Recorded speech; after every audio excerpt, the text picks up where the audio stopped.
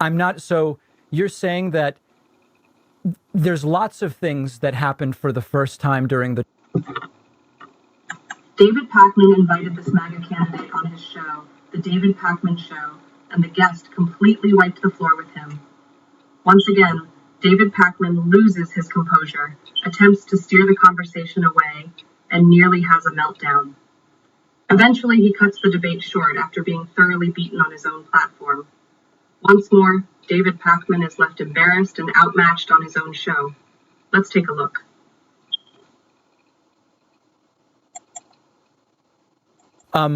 Have you ever seen things happen for the first time in your life, John? Of course. Okay. And so something happened for the first time in November of 2020. Is that fair to say? We'll get to whether it happened fairly. Let's not jump ahead, but arguably something happened for the first time in November of 2020, which is a sitting president got more votes and still lost. Fair? It was the first time that happened. Well, there's different categories of things that happen for the first time. Okay. There's getting into a car accident for the first time. Okay. Well, guess what? Other people get into car accidents all the time, so we know that it's something that happens. When you're talking about getting more votes the second time than you got the first time, that's something that never happens. And so that's a different category. That's something that is almost certainly mathematically impossible. Okay. So it's not the same category as other things that happen for the first time. So let me give you an example of something else during the Trump presidency that happened for the first time. And then let's see if we can agree and then extrapolate from that. The average approval rating for Donald Trump during his 4 years was the lowest of any president in the modern era. Would you agree with that? And this is no matter, even if you look at a right-leaning pollster like Rasmussen. Do you want to discover how I got over 1 million subscribers on YouTube without ever even showing my face or stepping in front? Which had Trump higher, still, on average, Trump's approval was the lowest of any president in the modern era. Can we agree on that fact? I might double check that, but let's assume just for argument's sake. Let's assume it's fair enough. So my suggestion to you as a thinking man, well-educated, everything, we're talking at high level here, given that Trump's polling was the lowest of any president in the modern era, which had never, it was unprecedented low, isn't it also possible that you would see an unprecedented result in the election? Is that possible? Is it possible theoretically? No, it's not possible for a president to get 20% more votes than they got the first time, then still lose. But you didn't answer the question. Barack Obama got 3.5 million less votes the second time than the first time. He still won. Okay. So you're really looking at just pure impossibilities here. I'm not. So you're saying that there's lots of things that happened for the first time during the Trump presidency, but this one thing, Trump getting more votes and losing. In 2015, the polls were heavily skewed in favor of Hillary Clinton, with many forecasting her eventual victory in the 2016 election. These polls consistently showed her leading by significant margins, and analysts largely believed she was poised to become the next president. However, as the election approached, it became clear that the polls were far off the mark. The outcome of the election defied expectations, with Donald Trump emerging victorious despite the widespread predictions of a Clinton win. Many pointed to factors such as the failure to account for key voter demographics, regional variances, and the shift in public sentiment that wasn't fully captured by the polling methods used at the time. In the end, Trump's victory marked a major example of how polls, even when seemingly reliable, can sometimes miss the mark in predicting political outcomes.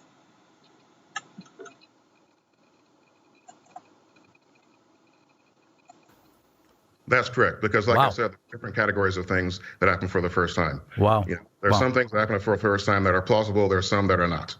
Why haven't any courts found any merit to the 63 different 2020 election-related complaints that have been brought to them? Many of them Trump-appointed judges.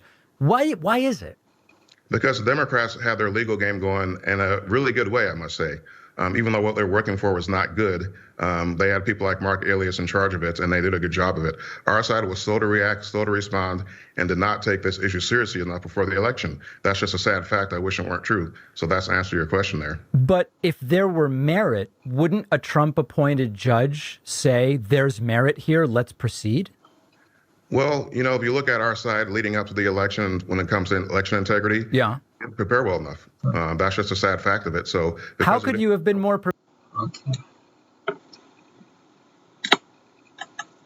comical how condescending David Pakman tries to be towards someone who's just answering his questions straightforwardly and honestly. This is typical for him. He resorts to bad faith debating. I always say, you should be wary of anyone who downplays the importance of election integrity. In America, elections are supposed to be the cornerstone of our democracy. Fair, transparent, and free from any foul play. That's what sets us apart from other countries, right? We're taught this growing up, that other countries might have issues with rigged elections, but here in the US, we're different. At least we're supposed to be. So, when people like David Pakman, or many on the left, try to dismiss concerns about the fairness of elections, you should be cautious. If you even suggest that there could be something wrong with the election process, they quickly call you a right-wing conspiracy theorist. But anyone who truly values our democracy should be on board with making sure elections are 100% secure and fair. It's not just about winning or losing. It's about ensuring there's no foul play, no manipulation, just an honest process where the person with the most votes, or who wins the Electoral College, truly wins the election.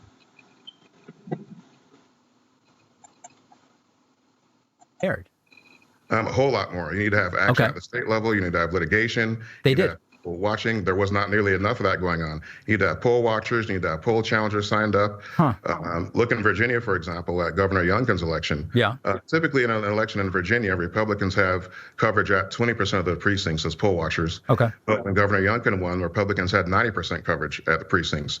That's a concrete example of something that the Republicans did that was smart and that made an impact on the election. And what I'm saying and I'm suggesting here is that we didn't have enough of that leading up to the 2020 election, which is why you saw some of the results you did. And that carries over, David, as well to the legal issues where there's not enough preparation, very sadly. So, I think we've got to bring our A game next time. Why do you think that in Arizona, the audit that was done extended Joe Biden's lead?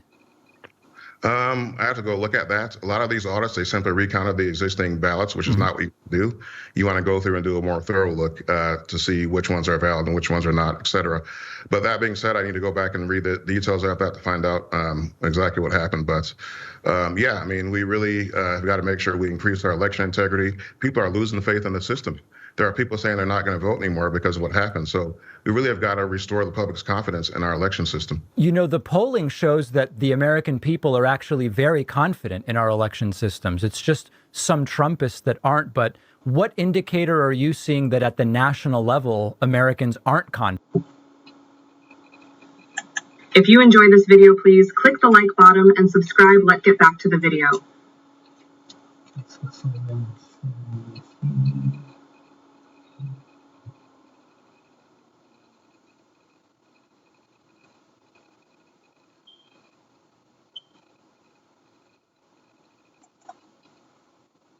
Seem very confident.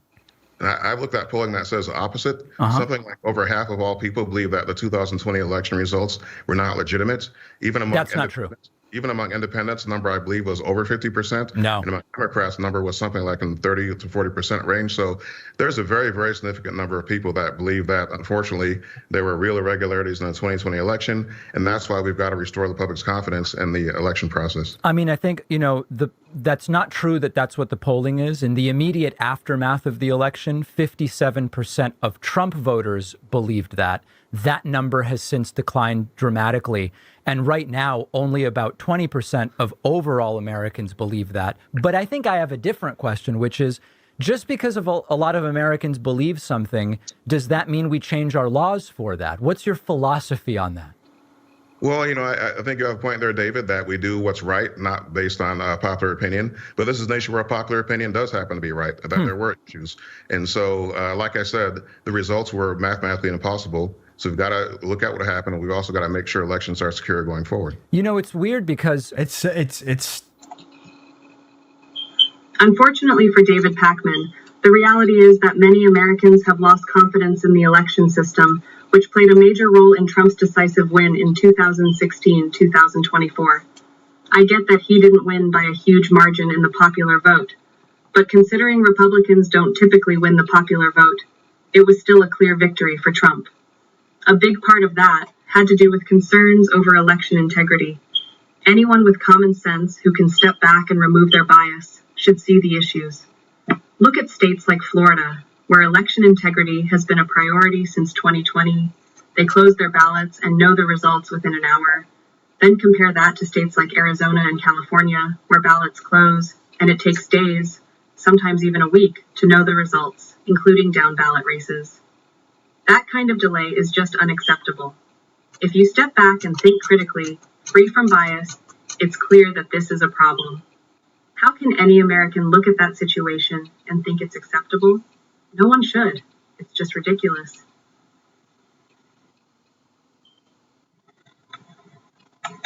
If you could give a like and subscribe to my channel, I would appreciate it.